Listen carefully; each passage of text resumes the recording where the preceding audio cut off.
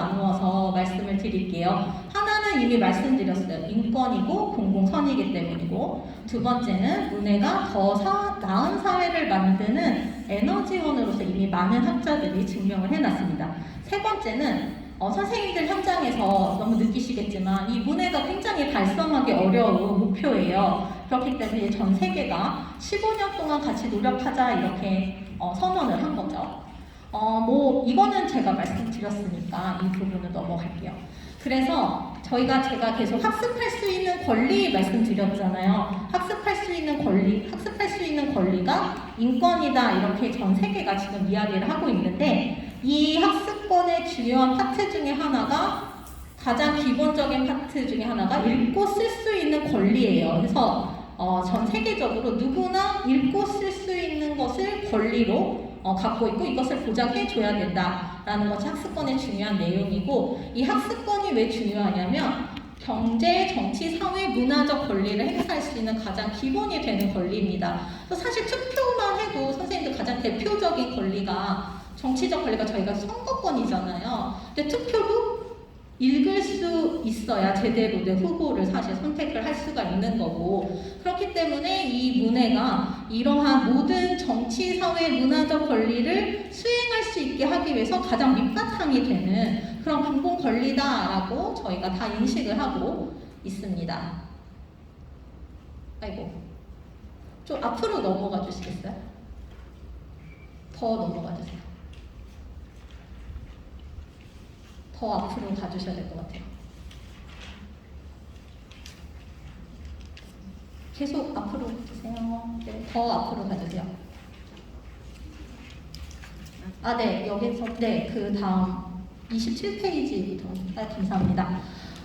이거는 이제 학자들이 좀 연구한 내용 간단하게 말씀드릴게요. 언어 능력과 일자리에서 일하는 생산성, 그 다음에 행복 간의 관계인데요. 보시면 언어 능력이 좋아질수록 생산성도 높아지고 행복도 높아지는 그런 관계고, 이런 관계는 지금 여기 일정들이 잘 안 보이는데 다양한 나라들 데이터를 다 분석해 보니까 이런 관계가 나타난다는 거예요. 그래서 언어 능력 하나만 봐도 이렇게 우리가 일자리나 그 다음에 평소 생활에서 느끼는 만족감과 굉장히 큰 영향이 있다는 거죠.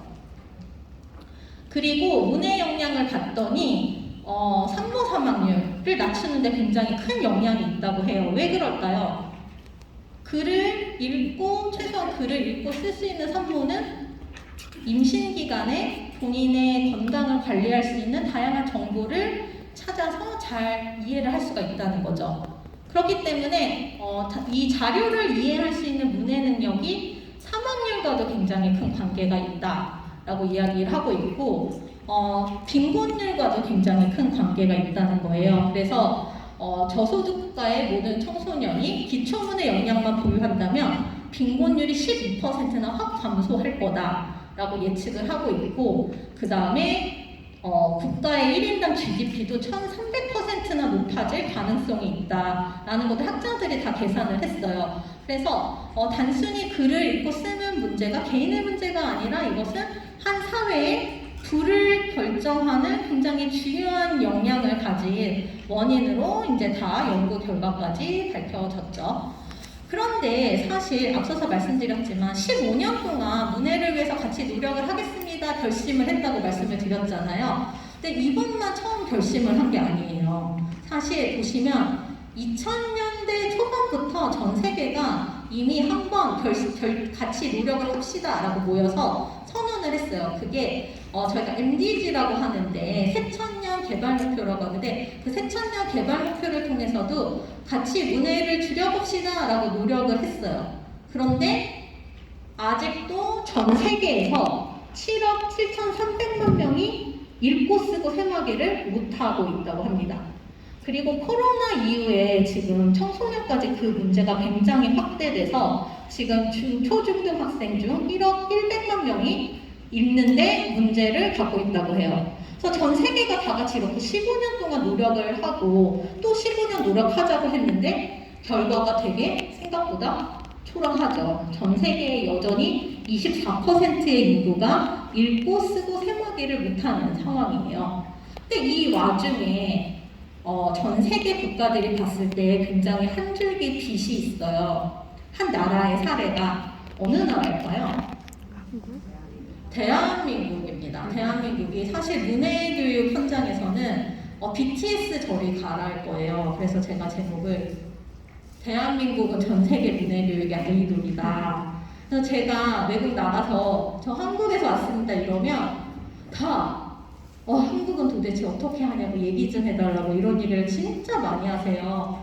근데 제 경험만 해도 저희 할머니는 사실 무학이시거든요. 저희 할머니는 그래서 평생 이렇게 수첩에다가 저희 집 주소 이렇게 적어 다니셨어요. 그래서 근데 저희가 이사 가고 굉장히 잘 찾아오셨거든요. 아무 문제 없으셨는데 할머니는 무학이었는데 저희 할머니의 손자 때 와서 저희 사촌까지 합쳐서 박사가 3명이에요.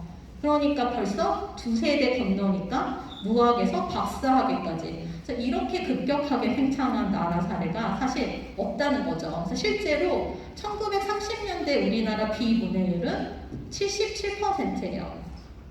굉장하죠. 거의 대부분 10명 중에 7명은 글을 못 읽었다는 거죠. 저희 아버지가 1946년생이신데 군대에서 제일 즐거웠던 기억이 한글 교실 하셨던 기억이래요. 그래서 저희 아버지도 이렇게 군대 끝나면 처음에는 몰래 하다가 군대에서 위에 분이 기특하다 그래서 방을 하나 줬대요. 그래서 실제로 한글 가르치셨다고 하더라고요. 그래서 1억 77%의 비문해율이 불과 70년이 지난 시점에서는 1.7%, 지금은 거의 국제적으로 보고하는 비문해율은 0%예요. 우리나라는 100%로 항상 보고를 하거든요.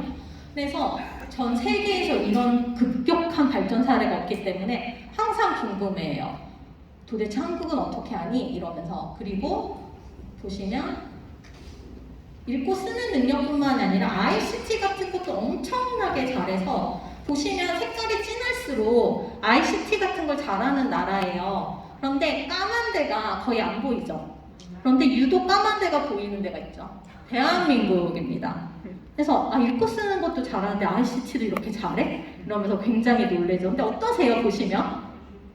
동감대사 좋으세요? 근데 다 선생님들께서 사실 기여하신 결과이기는 하죠. 그쵸?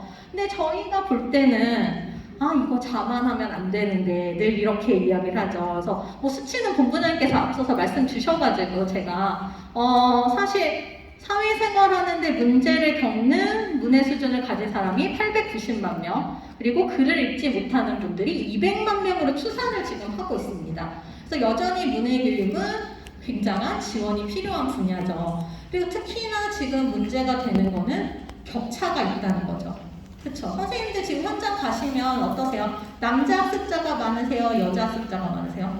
여자 학습자 절대적이에요. 나이대는 어떻게 되세요? 70, 80. 연령대 차이 굉장히 많이 나죠. 그리고 지역은 어느 지역에서 많이 오세요, 보통들? 시골, 그쵸. 도시 지역보다 시골 지역 많이 오시죠, 그쵸. 이렇게 개인의 배경에 따라서 문해율이 차이가 나는 거죠. 그래서 이거는 개인의 역량 문제라고 보기에는 조금 어렵죠, 그쵸? 사실 저희 시화 같은 거 보면은 오빠는 학교 갔는데 나는 소 풀먹이고 있어 이런 시들 굉장히 많이 내시잖아요, 학습자분들. 다 이러한 지금 현장에서 이러한 격차들은 아직 많이 남아있다고 할 수가 있죠. 전 세계에서 연령대 격차가 가장 큰 나라가 우리나라입니다. 우리나라래요. 그래서 보시면 10대 전 세계에서 제일 높아요, 역량이. 제일 높다가 이제 20대, 30대가 되면 역량이 급격하게 감소하면서 굉장히 역량 수준이 문해 역량 수준이 낮아지는 걸 볼 수가 있고, 이 격차는 전 세계 어느 나라에서도 찾아볼 수 없게 굉장히 큰 격차를 보이고 있습니다. 근데 문제는 지금 왼편에 보시는 게 아마존고인데요. 혹시 아시는 분 있으세요? 아마존고? 인제 상점에 아무도 없이 물건을 살 수 있는 상점들이 미국에 지금 이제 등장을 했는데 이게 우리나라에서도 생겼어요. 그래서 보시면 여의도에 더 현대라고 가보신 분 있으세요? 더 현대 여의도에 가시면 새로 백화점이 엄청 크게 생겼는데 거기에 이 무인 상점이 생겼어요. 이 무인 상점이 생겼는데 포항에도 제가 다시 처음으로 가서 보여드릴게요. 얘를 어떻게 쓰는지예요. 일단 보시면 다 영어예요. 들어갈 때 입구 다 영어고 애플리케이션을 다운받아야 돼요. 사람이 없어서 애플리케이션 다운받아야 되고 카드 등록해야 돼요. 들어갈 때 말은 쉬워요. 이게 끝! 이렇게 이야기를 하거든요. 그래서 보시면 물건을 골라서 나오면 돼요. 나오면 애플리케이션에 내가 뭘 샀는지가 내역이 쭉 뜨고 카드까지 자동 결제되는 거예요. 그래서 이 동영상의 목적은 뭘까요? 아, 물건 사는데 이렇게 쉬워졌어! 이렇게 광고를 하는 건데 선생님들 보시면 어떠세요? 어렵죠. 저는 안 갈 것 같아요. 저는 안 갈 것 같아요. 괜히 들어갔다가 제가 물건 잘못 집어가지고 막 삐 울려가지고 안에 갇힐 것 같고, 그쵸? 맞아요. 그런데 이러한 기술의 발달이 물건 사는 데까지 이렇게 영향을 미치는 거예요. 그래서 문해의 개념이 생활을 잘 살아나갈 수 있게 하는 게 문해다라고 생각하셨을 때 문해의 개념은 이렇게까지 확장이 될 거다 예측을 해야 되는 거죠. 이 중에서 문해의 역량과 관련 없는 기관 혹시 이거는 뭐 제가 재미없는 퀴즈니까 제가 넘어갈게요. 한 기관도 없어요. 심지어 금융감독원까지 문해에 관한 이야기를 합니다. 무슨 문의냐면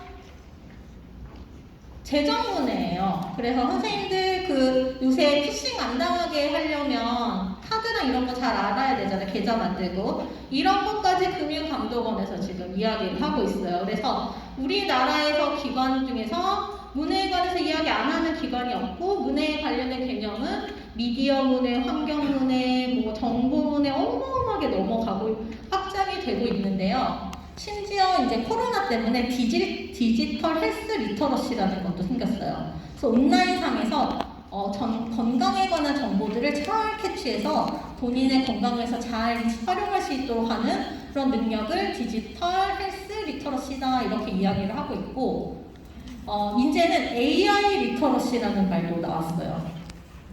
되게 심란해 보이시네 얼굴이. 그렇죠?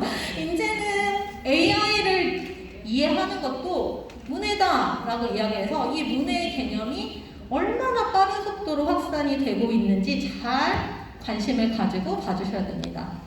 그럼에도 불구하고 선생님들 현장에서 다루고 계신 기초문해는 4차 산업혁명 시대의 가장 기본 중의 기본이다 라고 전 세계에서도 공통적으로 이야기를 하고 있습니다. 그래서 옆에 보시면 세계경제 포럼이라고 여러분들 선생님들 들어보신 적 있으신지 모르겠는데 다보스 포럼 아시죠? 다보스 포럼 하는 그 기관에서 4차 산업혁명을 막 주도해서 이야기를 하고 있는데 그 기관에서 이야기하기를 4차 산업혁명을 이끌어 나가는데 제일 필요한 게 평생학습이고 이 평생학습의 가장 중요한 영역 중에 하나로 기초문해를 꼽고 있습니다. 그래서 여전히 기초문해는 굉장히 선생님들 이 사회 발전에도 불구하고 핵심 중에 핵심이다 라고 이제 봐주시면 될 것 같습니다.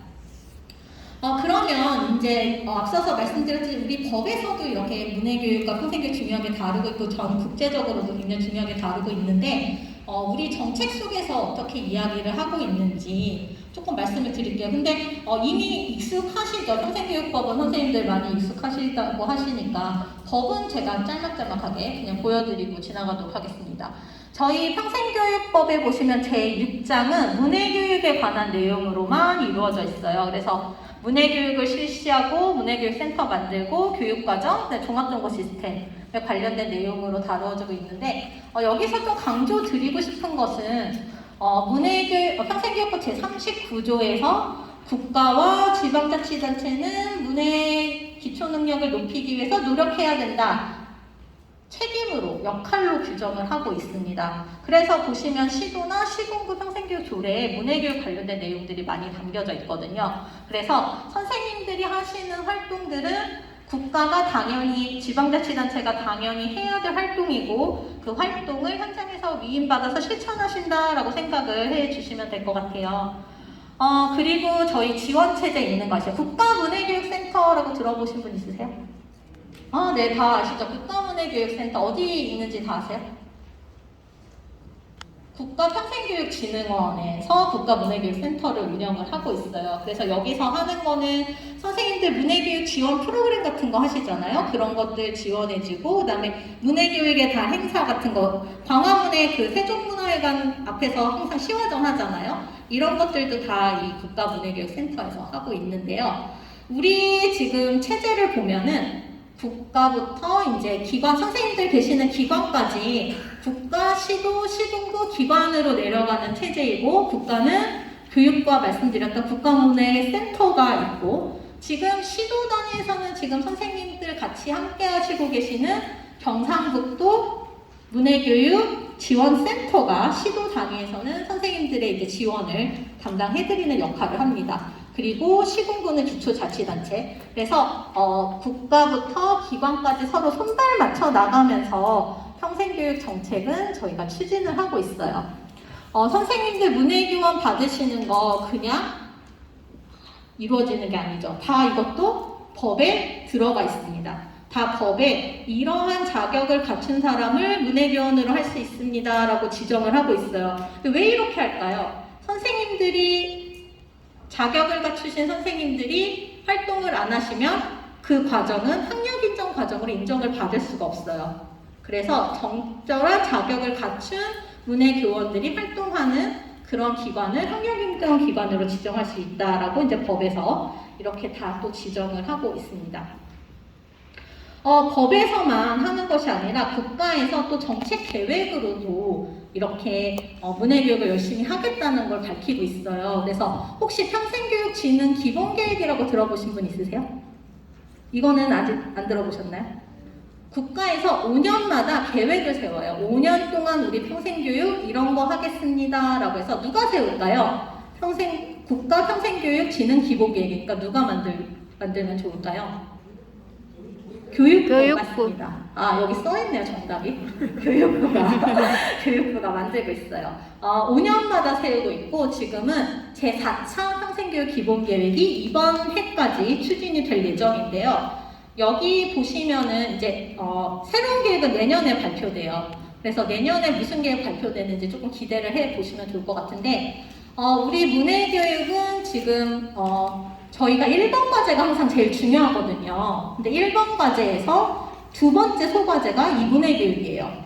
그래서 문해 학력 보완 교육 기회를 확대하겠다라고 기본 계획에 포함이 돼 있고, 이걸 통해서 뭘 하겠다고 이제 이야기를 했냐면 2022년까지 64만 명을 문해교육의 혜택을 받을 수 있게 하겠다라고 계획을 발표했고, 그 다음에 앞서서 말씀드렸던 기능문해 말씀드렸잖아요. 생활 영역에서의 문해교육 지원 활동을 하겠다라는 것을 또 국가에서 이야기를 하고 있습니다.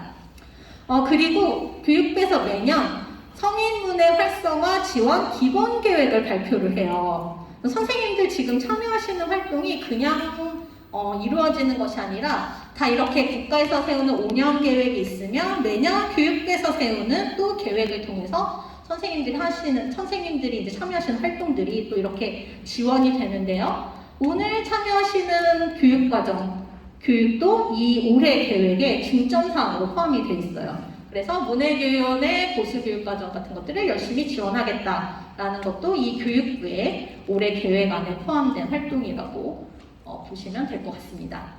그럼 이렇게 지원을 하는데 그동안 성과는 어땠는지 조금 수치 말씀드리고 정책은 마무리 드릴게요. 2021년 한 해만 학습자는 약 19만 명 좀 넘게 지원을 받았어요. 굉장히 많은 숫자긴 하죠.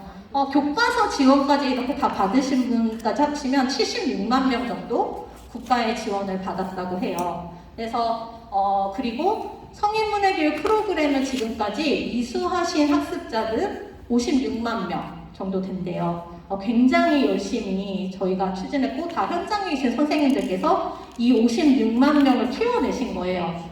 같이 박수 한번 칠까요? 네, 진짜 고생 많으셨습니다. 56만 명의 학습자, 그래서 국가에서 목표한 64만 명까지는 못 갈 것 같은, 약간 미달될 것 같지만 네, 그래도 상당히 선생님들께서 굉장히 많은 학습자들을 키워내셨던 것 같아요. 네, 그리고 이제 문해교육 현장에 계신 선생님들, 전국에서 지금까지 활동하시는 선생님들 보면은 6,195명이 양성됐어요. 선생님들 주변의 동료분들이 이렇게 활동을 하신다. 그렇게 보시면 될 것 같아요. 그리고 191개 연수과정이 작년에만 운영이 됐다고 해서 연수과정 계속해서 많이 운영될 테니까 선생님들 많이 관심 가지고 봐주시면 좋을 것 같아요. 네, 뭐 재원인데요, 사실 마무리할 때가 됐는지 담당자분이 움직이셔서 그냥 짧게 재원해드리겠습니다. 유네스코에서 이제 뭐 재원하는 거는 뭐 이런 내용들을 재원을 하는데요. 이것보다는 제가 옆에 보시면은 국가평생교육진흥원에서 잘 보이실지 모르겠는데 효과적인 성인 문해교육을 위한 교수 방법이라는 미국에서 나온 교재예요. 미국도 사실 문해교육이 되게 이슈잖아요. 이민자들도 많고 특히나 이민자들이 많아서 이슈인데 여기서 어떻게 효과적인 문해기술 교육을 하는지에 관한 이제 책을 냈는데 거기서 문해라는 것은 수천 시간의 연습을 필요한 굉장히 복잡한 능력이다. 어떠세요? 공감 가세요?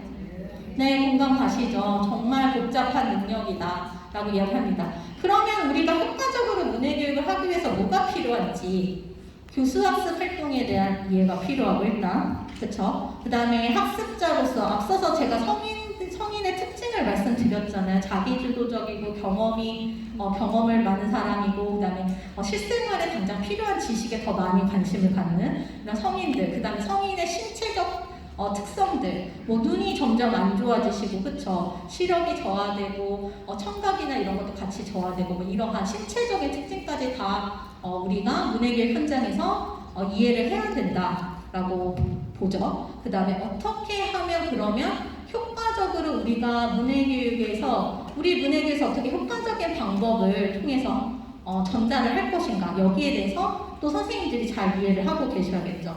그러면 결론은 선생님들께서도 결국 평생 학습자가 되실 수밖에 없다라는 게 이게 제가 오늘 말씀드리고 싶은 결론입니다. 그래서 저희가 사실 평생교육과 문해교육 현장은 떨어진 현장에는 저희가 같은 현장이잖아요, 선생님들 사실. 그래서 저도 평생교육 현장에서 계속 있는 사람들이기 때문에 선생님들 여기 계신 한 분 한 분 저희 평생교육 현장에서 같이 계속해서 학습하고 계속해서 같이 성장할 수 있는 기회를 가질 수 있기를 진심으로 바라겠습니다. 네, 그래서 오늘 제 강의는 여기까지입니다. 경청해 주셔서 감사합니다.